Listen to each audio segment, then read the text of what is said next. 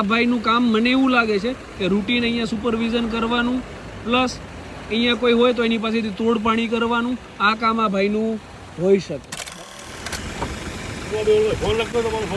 હા, મારો ફોનમાં બેટરી ડેડ થઈ ગઈ એટલે આ ભાઈ છે. અમારી ગાડી પહેલાં સામેની સાઈડ ઊભી હતી. સામેની સાઈડ ઊભી હતી એટલે આ ભાઈ આ ગાડી લઈને આવ્યા. 4 વાર એઝ એમ કેમ પોલીસ સુપરવિઝનમાં નીકળે એ રીતે આ ભાઈ ગાડી સામે 4 વાર આમ જોઈને કે ભાઈ ગાડીમાં શું ચાલે છે આ ભાઈએ, રાઈટ. પછી આ ભાઈ ગાડી લઈને આગળ ગયા એટલે મને થોડું ડાઉટફુલ લાગ્યું કે આ ભાઈ પોલીસમાં હોઈ શકે નહીં.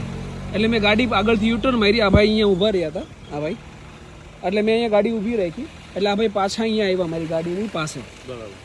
એટલે હું પાછળની સીટે બેઠો હતો, એ ભાઈને ખબર નથી હું ગાડીમાં હતો. એટલે આ ભાઈ પાસે જઈ અને વાત કરે છે. એટલે એમને એવું કીધું કે હું PCR 65માંથી છું, બરાબર. આપણી પાસે રેકોર્ડિંગ છે, બરાબર. તો PCR 65માંથી આ ભાઈ છે નહીં. આ ભાઈ પોલીસમાં પણ છે નહીં. ગાડીમાં નંબર પ્લેટ પણ નથી. ગાડીમાં દંડો રાખ્યો છે.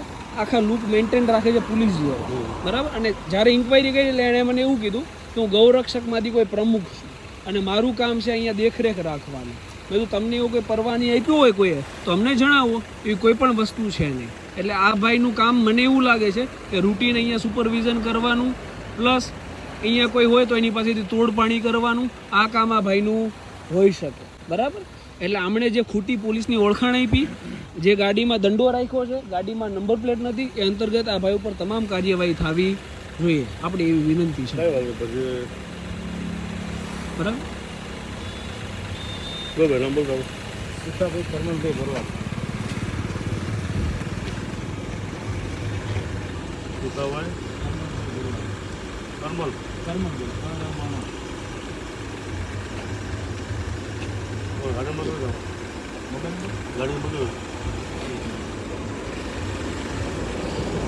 ગાડી એવી રાખે છે કે ગાડીના નંબર પ્લેટ એમને ખુદને ખબર નથી. ગાડીની નંબર પ્લેટ સાચી છે કે ખોટી એ પણ તપાસ કરાવો.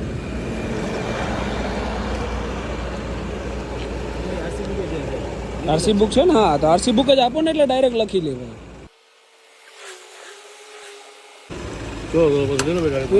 આમની ગાડી લઈ લેજો. પેલા તો આમનું છે ને હેલ્મેટ, આ નંબર પ્લેટ નથી એના પેલું ચલાણ બનાવવું.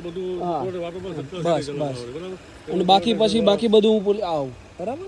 ચલો લઈ લો.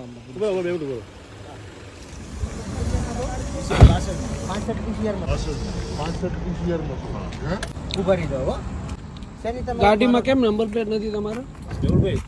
હું ગૌરક્ષક પ્રમુખ છું, ગાડી નંબર નથી રાખતો. PCR 65 માં છું એમ જો ને. તમે પોલીસમાં છો એવી ઓળખાણ આપી ને? PCR 65 શું થાય? એટલે PCR 65 નો મારો મિત્ર છે. હા હા, મિત્ર.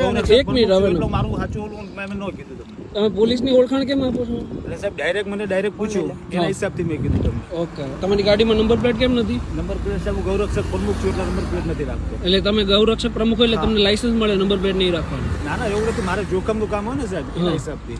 એટલે નંબર પ્લેટ નહીં રાખવાનું? જોખમનું કામ હોય એના હિસાબથી નથી રાખતો. તમે વોચ શું રાખો અહીંયા? તમારું કામ શું છે? મારું સાહેબ બાતમી મળે ને એટલે ગાડી ગાયોને આ તે ગાડી નીકળતી એટલે એટલે તમારે ગાડીઓમાં જોવાનું કામ છે તમારું? હા, ગાડીઓ ગાયો ભરીને. આ કામ તમને કોણ આપે? સોંપે કોણ આ કામ? હું બજરંગ સેનામાં ગૌરક્ષક પ્રમુખ. હા, બજરંગ સેના. સ્પોર્ટ શૂઝ પહેરીને તમે કામ શું કરો? પોલીસનું કામ કરો? ના ના ના સાહેબ, હું ગૌરક્ષક પ્રમુખ છું ને. બરાબર. પોલીસમાં ઓળખાણ કેવી તમારી? હા, પોલીસમાં ઓળખાણ છે? પોલીસમાં બધાને ઓળખું છે. બધાને ઓળખો ને? પાછળ નંબર પ્લેટ છે? હા, પાછળ છે. કે બી એસએસઆર પણ નથી, એમએસ ની છે ને? હા, એમ. દંડો કેમ રાખ્યો ગાડીમાં? સાહેબ ગૌરક્ષક પ્રમુખ છો, દંડો રાખવો પડે મારે. દંડો રાખવો પડે. આ દંડાની પરવાનગી લીધી તમે? ના, મતલબ સાહેબ હોય જ નહીં ને અમારા દંડા. જીપી એક 135 મુજબ તમારે પરવાનગી લેવી પડે. હા, આ દંડો તમે ના રાખી શકો. આ કાયદો સમજાવું તમને. હા, 100 નંબર ડાયલ કરો. અને ગમે ત્યારે વાહન ચાલકો આગળ મનમાની ના ચલાવો. નામ શું તમારું? મારી વાત સાંભળો સાહેબ. મને નામ શું તમારું? સુખાભાઈ કરમણભાઈ ભરવાડ. સુખાભાઈ ભરવાડ. હા, વાહન ચાલકો આગળ મનમાની ના ચલાવો. તમારે 4 વ્હીલ ગાડી ઊભી હતી ને? નથી મેં સાહેબ. સાંભળો, આ 4 વ્હીલ ગાડી ઊભી હતી ને, તમે 3 વાર પાછળ ફરીને જોયું ગાડીમાં, રાઈટ? એટલે આ રસ્તા ઉપર ગાડીઓ જેટલી ઊભી હોય એનું સુપરવિઝન કરવાનું કામ તમારું નથી. સાહેબ મેં કીધું કોઈ ઓળખીતા ભાઈ છે એના હિસાબથી મેં જોયું છે. હા, એટલે તમારું કામ એ સુપરવિઝન કરવાનું નથી. હા હા, પોલીસનું કામ જે છે એ પોલીસને કરવા દો. તમે પોલીસમાં નથી. તમે લુક ભલે પોલીસ ના રાખતા હોય પણ પોલીસનું કામ નથી. હા, બસ બસ. અને નંબર પ્લેટ રાખો અને દંડા ગાડીમાંથી કાઢી નાખો, બરાબર? લાકડી તો મારી ગાડીમાં રહેશે જ સાહેબ. લાકડી તમારી ગાડી. અડધી રાતે રખડતા હોય જોખમનું કામ. ચાલો ચાલો. હવે પીસીઆર બોલાવો. આ લાકડી હું નહીં રાખું, બાકી બીજી લાકડી રાખીશ, બરોબર? આ લાકડી ગાડીમાં હોવી જ ના જોઈએ, આ એવું કહું લાકડી છું. રાખો, આ લાકડી હોવી જ ન જોઈએ, આખી ઓલી કોઈ પણ લાકડી ના હોવી જોઈએ. હું જીપી 135 મુજબ ફરિયાદ નોંધાવી, હું સિરિયસલી કહું તમને, બરોબર છે, હું આ લાકડી ના હોવી આ જોઈએ. લાકડી નહીં રાખું, આ લાકડી હું નહીં લાકડી જ ના હોવી જોઈએ. અને તમારે લાકડી રાખવી હોય ને તો તમારે તમારું જે તે એરિયા પોલીસ સ્ટેશન હોય ને એમાં અરજી આપો કે તમારે કયા કારણોસર જોખમ છે, તમારે કયા કારણોસર જરૂર છે, એની પરવાનગી સાથે રાખો.